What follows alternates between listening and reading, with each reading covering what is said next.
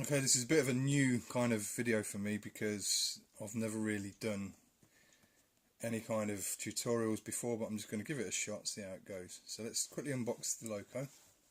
You can see what you get inside. This is brand new. I literally picked this up about an hour ago. So the box, try and get that in shot, sorry. Okay, there's the loco, comes in its standard sort of ice cube packaging, and there's the bottom of the box there. So you can refer to the instructions there for, you know, first time guys, things like that. It's all very well labelled out, and it tells you where to put the detailing parts, but the aim of this video is to sort of show you myself. Okay, so let's quickly take the loco out of the box. Okay, there's your detailing parts. Okay, name signs, like the snow ploughs, some pipes and bits and bobs in there. So we'll come on to those in a bit. Okay, what we'll do first is release the loco. There she is. Very nice looking livery. Yeah. And what we've got to do is pop the body off. And how you do that is literally, probably not easiest doing this live, but just literally pull her apart, front and back. See if I can get a grip on it. It should just slide out. It's easier said than done.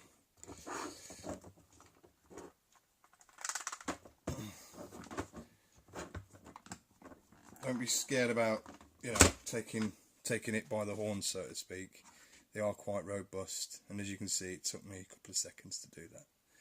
Okay, that's the body off. What you notice there is a blanking plug. So what that means is if you're operating your loco on DC, you will have one of these present to make it operate to complete all the circuitry.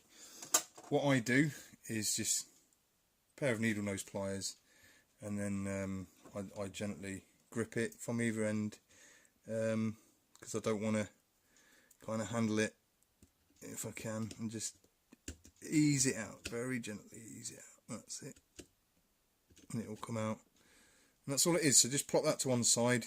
Keep it, obviously, because if you ever convert back to DC or you want to sell the engine on, you've always got that possibility. So that's the area we're looking at. Now, as you can tell with these, you've got a lot of area to put in speakers, etc. A lot of area. Okay, so this is where our decoder comes in. So we get the box and we can open the box up. Okay, let's just do that. And inside you'll have an instruction sheet, but more importantly you'll have this blister pack, as they're called, blister packs.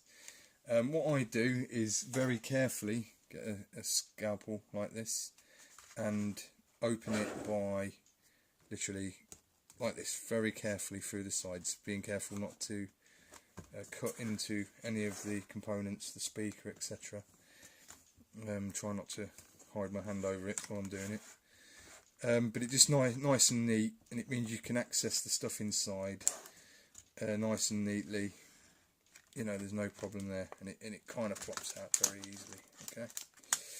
Okay, what you have inside then is very straightforward. You have a chip, a speaker, and this little packet here has 2 screws in it. Now, on some Hornby models, there is a deliberately mounting area for your speaker where the screws come in handy. Correct me if I'm wrong, people who know better. I think the Class 60 might have these, but don't worry about those for now. Just plop them to one side. This is your main thing that you're going to install now. So very carefully take it out. Now, I'm always funny about handling electronics because they can be sensitive to, you know, kind of small earth currents, things like that. Static electricity they don't particularly like, so just be careful when you're handling it. What I have and what I do with all my locos is I get some insulation tape, which I have here, and I will carefully insulate the actual chip itself. And what that means is it's sat inside a nice secure basically enclosure, and it's not going to arc out on anything. So just cut yourself some lengths off. Again, I'll use the scalpel very carefully.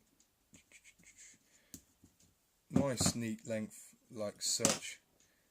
Get the chip and literally wrap it around, right, all the way around. Very carefully, very loosely, it doesn't have to be tight, needs a bit of breathing space. Yeah, and you can do this and it will stop any kind of arcing or anything like that. Okay, so there's the first length, and I'll just do another length. Okay, here we go, another length here.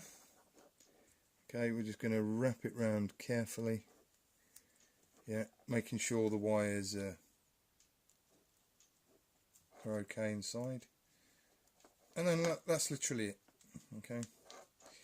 Now, here's the important thing for DCC installation. Okay. What you have to remember is on Hornby items, and I'll try and get it as close to the camera as I physically can, in focus as well. On this corner here, there is a number, and it should say number 1. I don't know if the camera's picking that up. But what you've got to ensure is the pin that relates to goes into the pin which is marked up on the actual blanking plug plate there, 8-pin plug, which is that one there. So you've got to make sure number 1 goes in that hole. Okay. So very important to do that. If you get it wrong, don't worry, because it doesn't mean you're going to blow the model up. It just means certain functions won't work correctly. I believe on models with lighting functions it affects the lighting, but this doesn't have lighting, so it's not to worry. Okay. And what you've got to make sure now is obviously the correct pin goes in the right place. So just got to make sure that happens.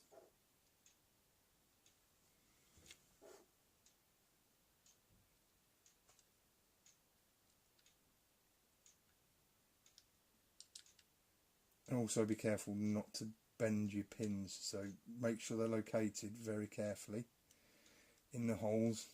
If you find any resistance, just check why before you push down, because the last thing you want to do is bend any pins and therefore actually break the chip, because they are expensive. You don't want to be wasting your time and money. So that's that in there. And then all it needs now is to house the actual speaker. Now there is plenty of room in this model, which is very nice, so the speaker can sit there. I don't like to have the speaker free running, as in moving about, because obviously when I handle the loci I don't want it clattering around inside. So what I do is I use sticky pads, and I'll show you those in a second. I'm just going to get a couple out now.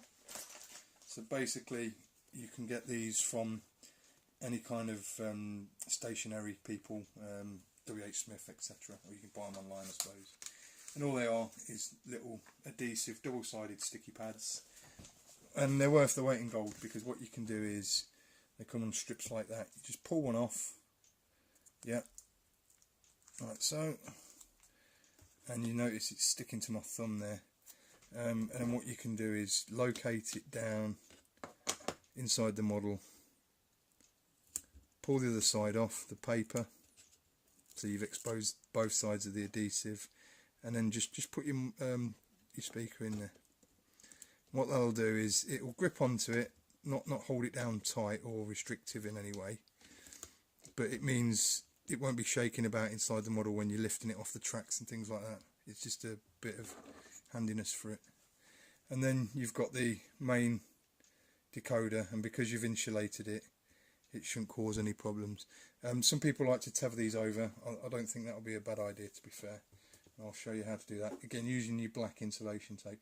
I always use black because the chassis of the logo is black, and just means you can hide any sins. So that just neatens it up, just tightens it down, and it won't be poking out the sides if you do that.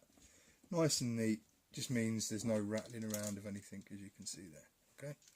And finally, what we've got to do is just pop the body on.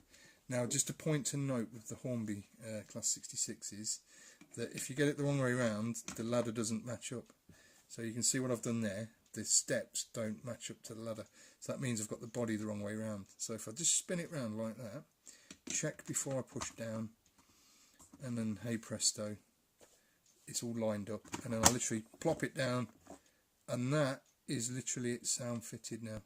That took all but a few minutes there. Very straightforward to do. So I hope you enjoyed this video and found it very, very useful. What I'm going to do now is switch the video off, and I'm going to test it out on the track to make sure that all the functions and all the bits and bobs that are supposed to work are working and do work. And then that way I can show you that in action, and then we can look at detailing the model. Okay, thanks for your time and thanks for looking, and I'll see you in the next video.